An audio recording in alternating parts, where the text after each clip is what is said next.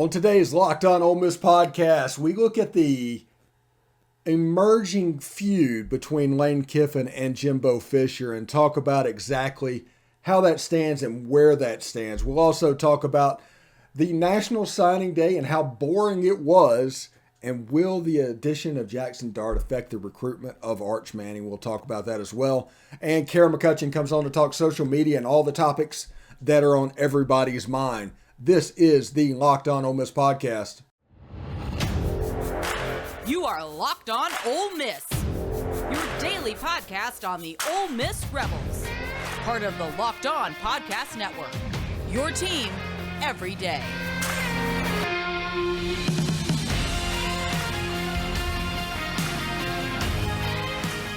All right, welcome to the Locked On Ole Miss podcast. I am your host, Stephen Willis. Thank you very much for joining us today.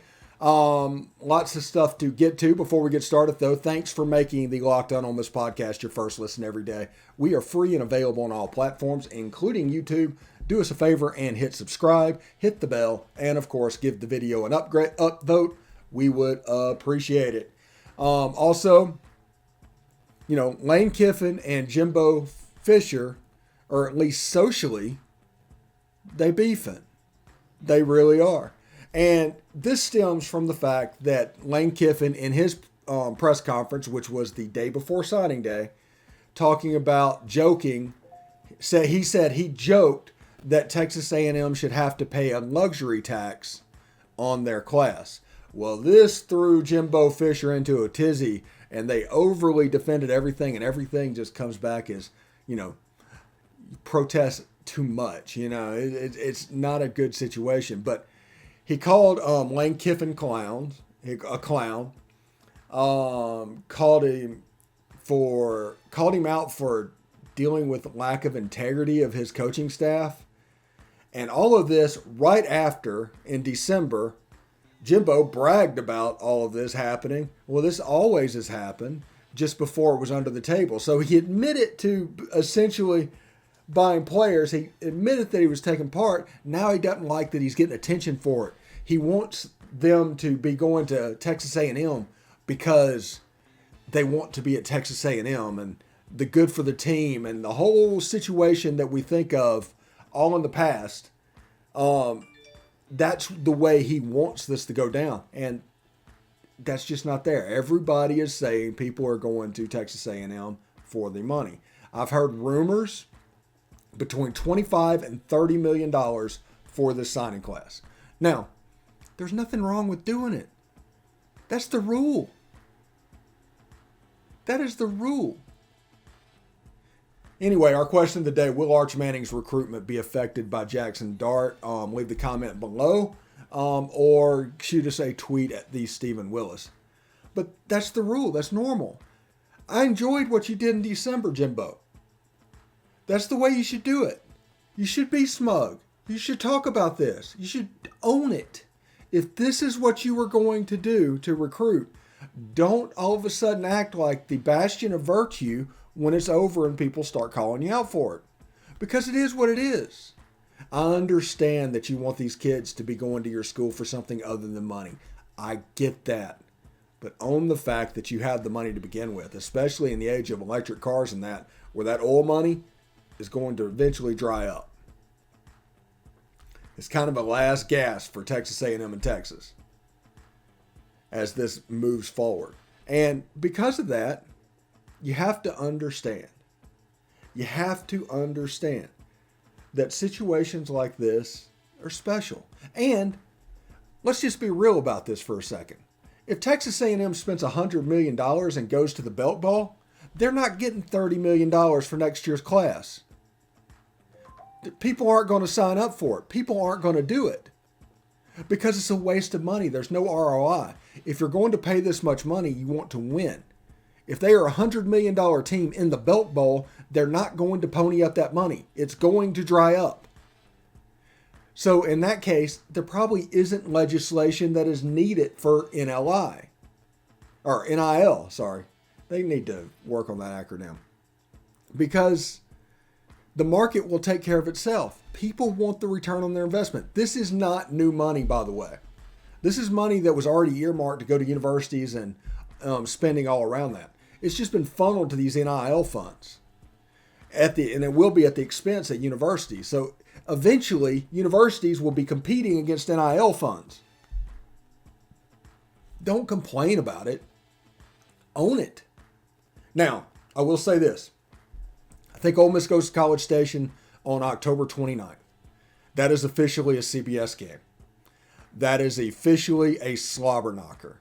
It's going to be 2:30 in the afternoon. There's going to be 110,000 people there, and it's going to be an atmosphere real similar to the way it was in Tennessee. That's just the way it's going to work out.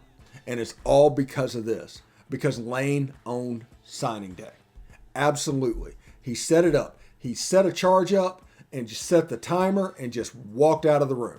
Just all ready for it to blow up. And it blew up on Jimbo. Everybody asked Jimbo about what was going on. Jimbo blew up on everybody else because he thought his integrity was being questioned. And Lane got exactly what he wanted. People were talking about Lane Kiffin, even though Ole Miss got a commitment from one player. And he can't enroll until June. So he's not locked in until June. Absolutely amazing. You got a game of the week. You got a whole news cycle on a day when you absolutely should not get it. Well done, Lane.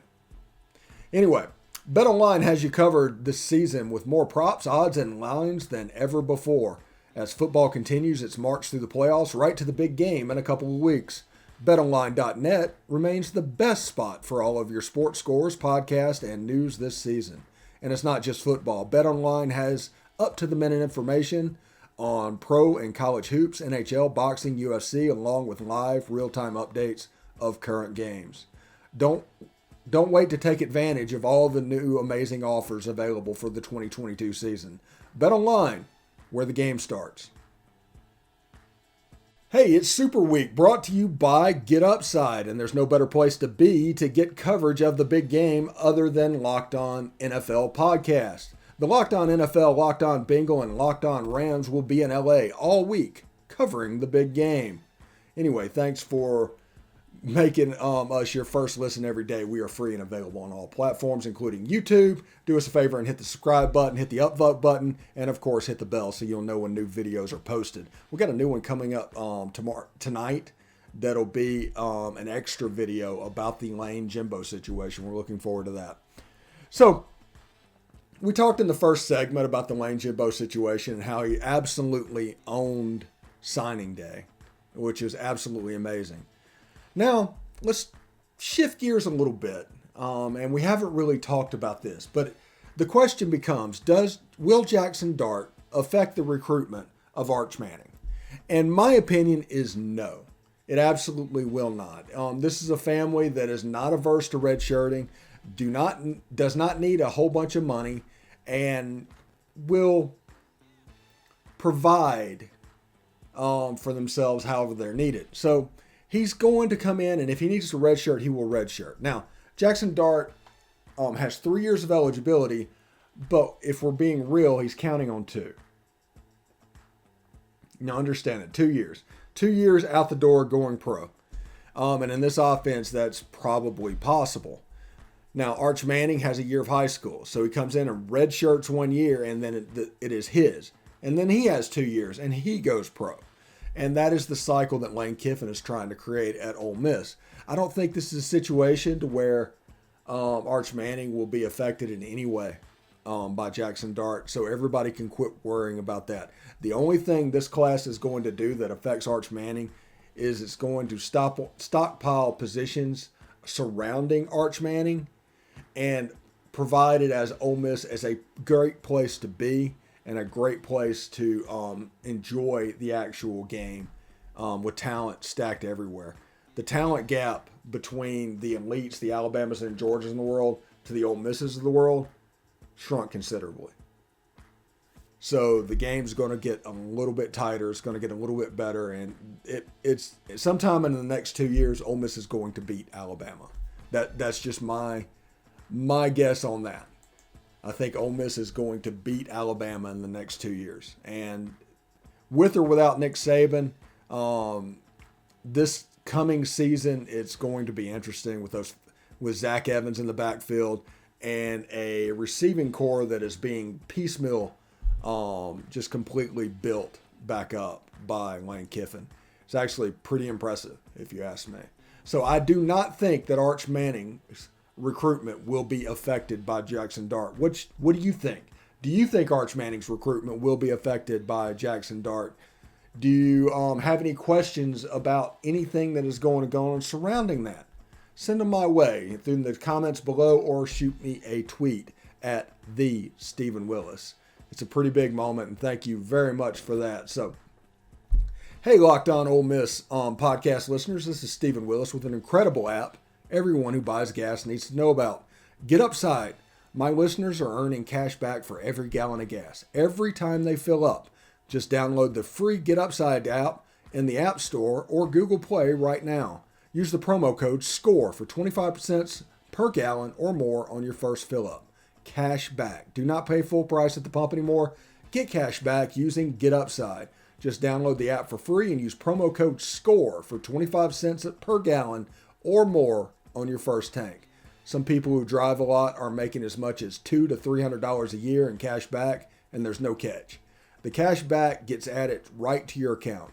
You can cash out at any time to your bank account, PayPal, or an e-gift card from Amazon or other brands. Just download the free GetUpside app and use promo code touchdown or promo code SCORE to get 25 cents per gallon or more cash back on your first tank. That is code SCORE. GetUpside. Sounds like a pretty good deal. All right, we're here with Cara McCutcheon for our weekly thing. We didn't get to catch up last week. We're going to talk about the Jaxson Dart and Michael Trigg stuff, and we'll probably touch on that a little bit. And then, of course, the Lane Kiffin, Jimbo Fisher, basically tire fire that's going on right now. So how you doing, Cara? Doing good. How are you? Thanks for having me back. Oh, I'm having a great time. Got my hair cut today. I went to the UPS store. I mean, it was fantastic. I pretty much worked today, but I'm so ready to talk. Followed a lot of the recruiting today, so super excited to talk about everything that's going on. Okay. Well, let's go back in time since we didn't talk about it before or really had closure last week. You weren't feeling well. Jaxson Dart and Michael Trigg, the social aspect of that. Have you seen much of anything like that in the Ole Miss social sphere before? I mean, that was weird. Not to that extent. Somebody reminded me of the Jeremiah Masoli incident, and I think that's really the last time we saw such a big to do about a recruit, I think, in a while. It took me back. I remember when Jeremiah Masoli came in from Oregon and his whole situation and being able to be eligible. And that's the last time I kind of really remember such a huge to-do on this scale that we see with Jaxson Dart and Michael Trigg. Yeah, it's interesting. Now, what's your take? Since you were embedded and you basically were around all the fan bases that were involved, maybe not UCF, but there's this weird four-way trade that has happened between USC, Oklahoma, Ole Miss, and UCF. What kind of read on the fan bases do you get after this is all over? How did it go? So a lot of things I'm seeing is you have your few that are kind of like they saw this happening this way, and they're kind of like, okay, we now just needed closure to who would be our starter, who would be our guy. And now that we know that, we're moving forward. Then you have your ones that kind of feel like, oh, Jaxson Dart didn't go to OU because he didn't want to compete for the role, and he's only coming to Ole Miss because of the playing. Nothing to do with Lane Kiffin or anything or any development. It's just he didn't want to compete. He didn't want to have to compete or anything. And so I think you have a few that kind of the climate for these are excited to see how these move forward, though, because you have such talent that jump from place to place. And especially with USC, that's kind of bringing itself back up, or what Riley's trying to do. And then the USC OU factor, and we just kind of slipped in there. So I think this was a huge get on our part. I think as far as Ole Miss, I think Jaxson Dart and Michael Trigg were really swayed by Lane Kiffin. I think they want to be developed. I think they like what they saw with Lane and Matt Corral, not to take away from Levy or anything. I know Levy was very much involved with Matt Corral. But I just think in general, like, Lane has the more experience of the two. Yeah. And it's of my opinion, after following this over the whole 2-week period, I think Caleb Williams had a much bigger role in this than the Ole Miss fan base is willing to let on. I think that it was known that Caleb Williams was going to USC before Jaxson Dart announced for Ole Miss. I agree. I think Caleb Williams, I'm not really completely sure with Caleb Williams what took so long. Maybe there were some tampering things that had to be, or certain things that needed to be followed before he could just commit to USC. But I think, Slovis and Dart kind of getting out of there was the writing on the wall that Caleb was on his way to USC. It was just a matter of time before that announcement came out. All right. Speaking of tampering, Ole Miss committed, or I should say, Malik Heath committed to Ole Miss. Ole Miss didn't commit to him. He's not enrolling in school. He can't come to school until January 1st because of the Jerry and Jones Fab Lovett situation. What do you think about that recruitment?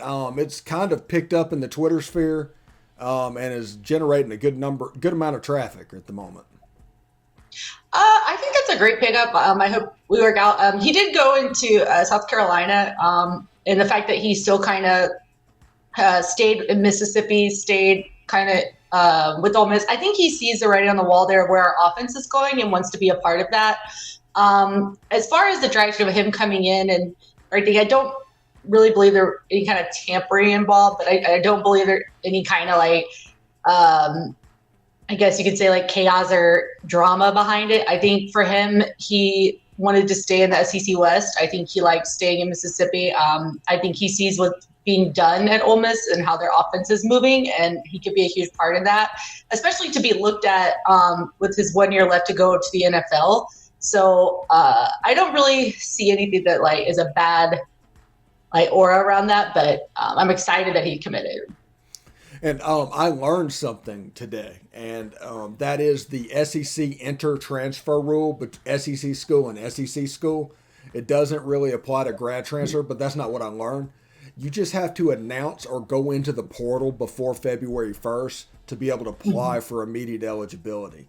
It's not being enrolled before February 1st. So Deion Smith is still an option. The running back for Alabama, that's a tight squeeze. Who knows what's going to happen there? But that's the reason you're seeing a bunch of these people show up before February 2nd into the transfer portal. Now, let's go on today. Lane Kiffin yesterday at his signing day press conference that they did on signing day eve, which was absolutely intentional if you ask me, said that Texas A&M, just joking about it, Texas A&M, do they have to pay a luxury tax?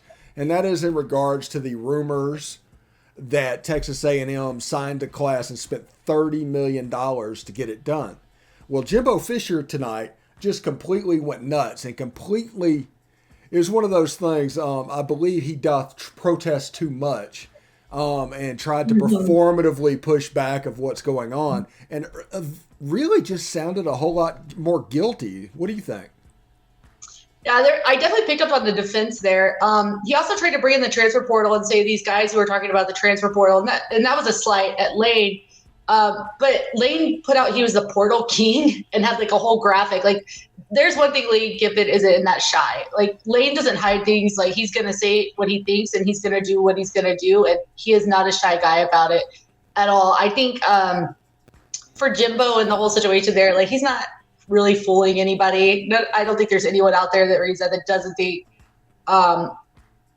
they're the NIL. I mean, another coach doesn't make a comment like that if it's not being discussed or thought of. So, I mean, I don't know why he's really skirting it. I don't really know if there's really any like violations right now because the NIL really doesn't have a lot of guidelines or like guardrails, I guess you could say. But it was interesting to kind of hear the slight back and forth about, calling Lane out on the transfer portal, that he talks about it, but then he uses it the most. Yeah. Also, in 2020, Lane Kiffin complained over and over and over again that teams were faking injuries and slowing down his lightning fast offense. The NCAA did nothing about it. in 2021, Lane Kiffin started faking injuries on defense to slow down the other team's offense because there's nothing that was being done about it. Completely legal. And this year, Lane Kiffin is complaining about NIL and pay for play and things like that. So I'm thinking next year, look out. I agree. I definitely think there's something that's going to be said here. I think that we're going to see a lot of guardrails come out about this because I think one of the inaccurate things that was assumed through there is there isn't money at our programs. There is money at all programs, but it doesn't mean it's to the extent of what you might have through Texas A&M as like, especially a highly like, with a lot of oil behind it, a lot of oil money that's coming in, might not be able to bring in the kind of money that other schools would. So I think when you have this NIL situation, like he's basically sliding that they're paying for their class. And I definitely think there's going to be some regulations eventually that are going to kind of come into that. But it'll be interesting just to see how those comments keep flying out. And maybe that's what Jimbo's a little bit defensive about is he doesn't want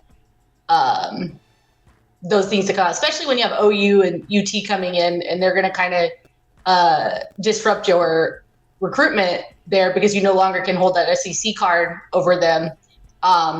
Maybe he was a little defense on that he doesn't want to lose that NIL kind of recruiting tool. Yeah, because Texas coming in, they're an NIL monster. I mean, they absolutely are. But as this goes on, like the Oxford Chamber of Commerce, I don't know if you saw it on yesterday's show, is putting together an NIL plan that is multi-segmented. You can either be a $20, $50 a donation person, and they can raise money that way like a mutual fund. You can do larger donations and actually target the money where you want it to go.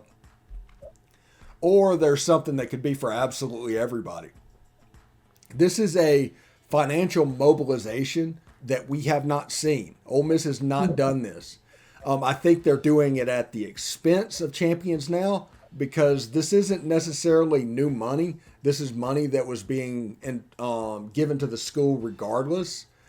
Correct, but it's going to be interesting to see how all this plays out. I think our capital funds, our capital campaigns, after this one, they need to get this football stadium done as quickly as possible because NIL is going to kill capital campaigns.